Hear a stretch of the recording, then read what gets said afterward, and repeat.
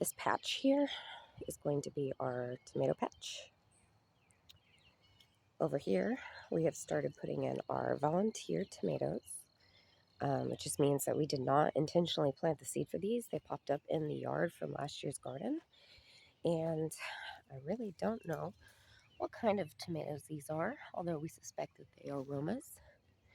And that would be really neat because I did not intentionally plant Romas this year, being a determinate tomato. We did all indeterminate this year. And here is a good example of some more volunteers that we have that popped up right here in this bed. These are pumpkins. So they'll get moved. This one here is plenty big enough to move. That one, I'm just waiting on that little true leaf in the middle to really plop up, and then it'll transplant just fine. Over here, we have our oldest tomato plant. This is a big rainbow tomato plant and produces up to 2-pound fruits that are just beautiful. They're yellow and red. Now, in here, you can see I've got this sucker growing right here. It's like a whole new tomato plant. If you pluck off these suckers that grow right here in the pits and you put them in some wet soil, water it in, and you'll have a whole new tomato plant in no time. So it's very cool. So we're going to fill this bed up with tomatoes, and this back path here, or the patch of it, might end up being 2 or 3 more rows of peppers, depending on how many we can get in. We have our pepper patch over here. It's going to be this whole thing here, and we've already begun to put our peppers in. You can kind of see them. I believe Joshua has put in 31 peppers so far from our first round. I've got our second and third rounds hardening off right now, so they'll get in the ground hopefully by this coming weekend. Here along this fence line, we've got this lone sunflower, and these popped up along this trellising line. These are sugar daddy peas, which I think we put them in a little late, but they're there. If they don't produce, that's okay. In all the empty gaps, I'm going to have keen bean green beans popping up. So that's what will come in next. And a couple more sunflowers. Let me back up a little bit. We have got this outside row here. We put butternut squash in.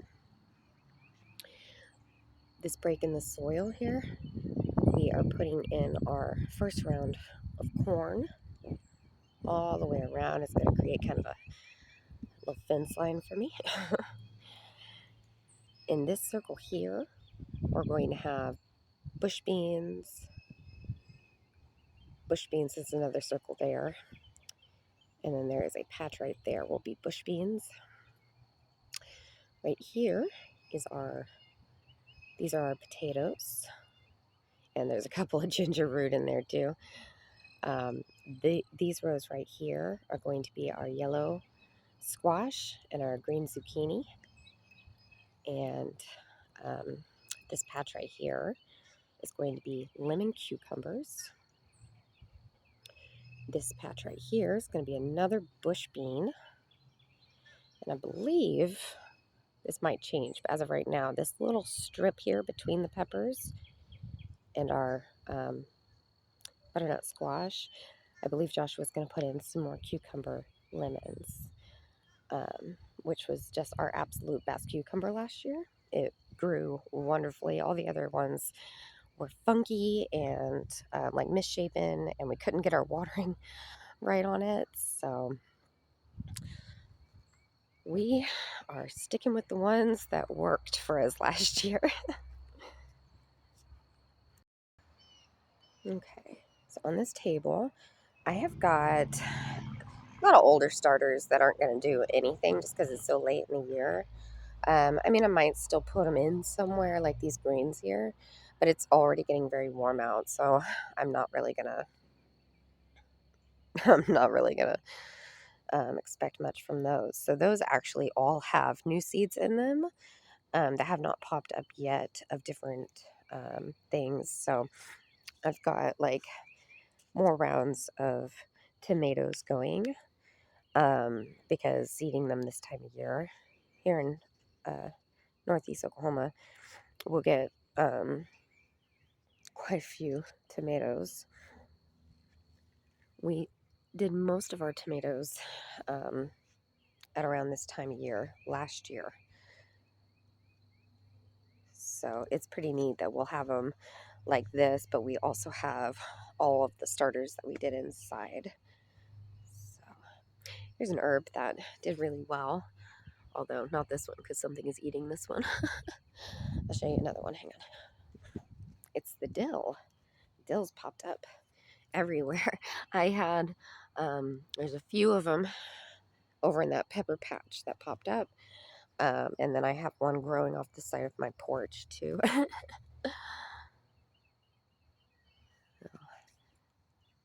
Some sage and things like that. I threw the herbs down.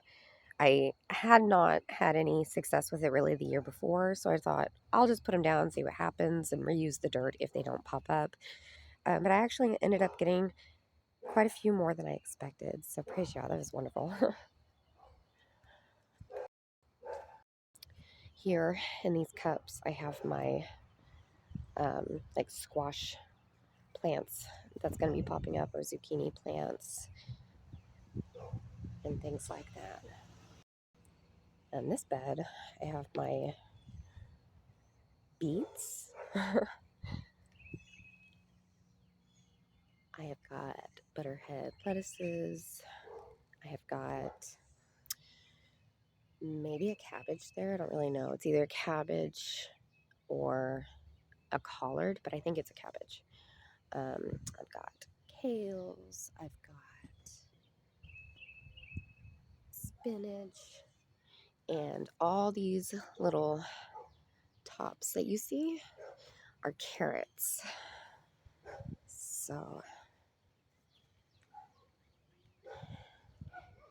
here I've got a strip of more sugar daddy peas, spinach, more salad greens. We're going to try to get as many salad greens as we can before it gets too hot out. That's why I mean, I have got quite a few like butterheads and stuff, but most of the stuff I put in is like spinach and kales, collard greens, things that freeze really well. See, I still have some in cups I need to put out still, and that I believe is a Black Simpson lettuce. More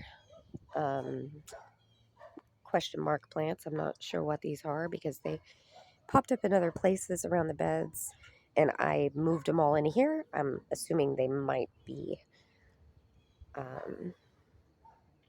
think they might be cabbage, but I'm really, really, really not sure. I think that's a cabbage.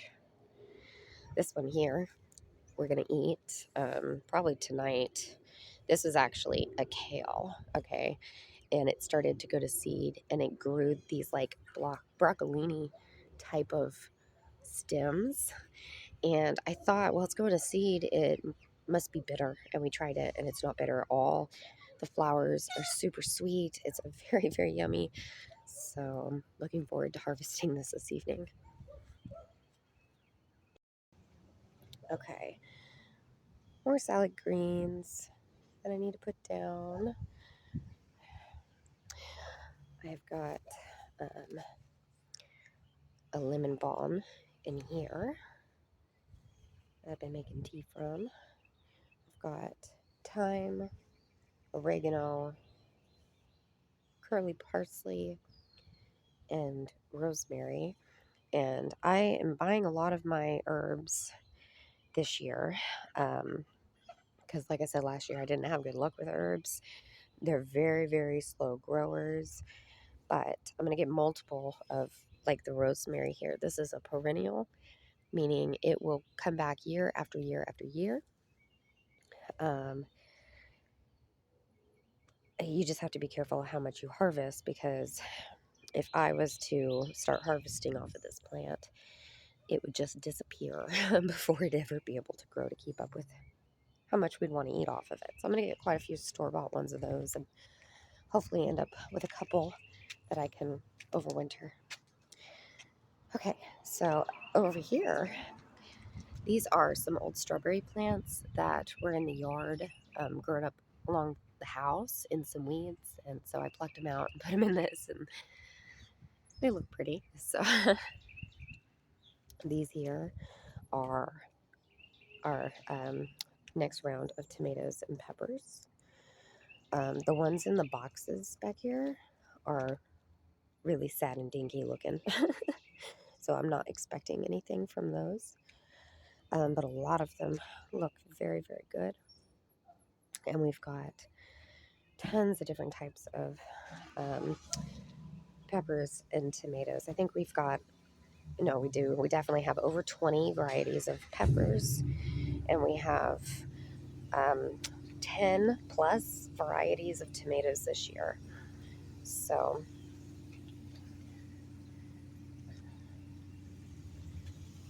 these are some starters that we did outside once the weather started going nice. I just put them out and let them grow out here, and they're doing pretty good. They just sprouted a few days ago, so they're looking pretty good. Hey, Cupcake. Here's another example of some volunteer pumpkins that just popped up right on the side of the house, so we're gonna move those. I did go ahead and I bought some Brussels sprouts. There's 6 of them in here, and hopefully we get something good off of that, because I love Brussels sprouts. The berry bushes, we will have to try again. I killed them over the winter.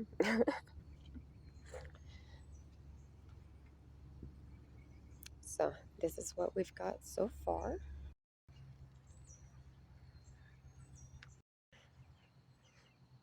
I just praise Yah for all of this, for the freedom that it's going to provide my family as time goes by and we become more self-sufficient and just really begin to lean on the Lord for our provision instead of on mammon, money, man. No, we're going to depend on the Lord from now on, because his provision is good. His provision multiplies. And as long as you show up every day and you walk it out faithfully with him, his promises are so true. So very, very true.